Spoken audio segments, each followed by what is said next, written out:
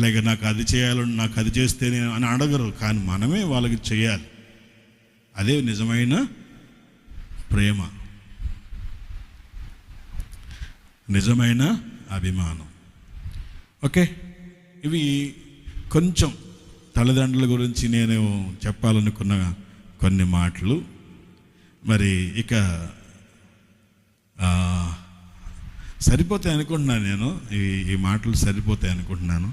Already మంచి తండ్రి లక్షణాల గురించి నేను ఆల్రెడీ ప్రిపేర్ చేసుకున్నాను. అద్భుతమైన మెసేజ్ ఉంది.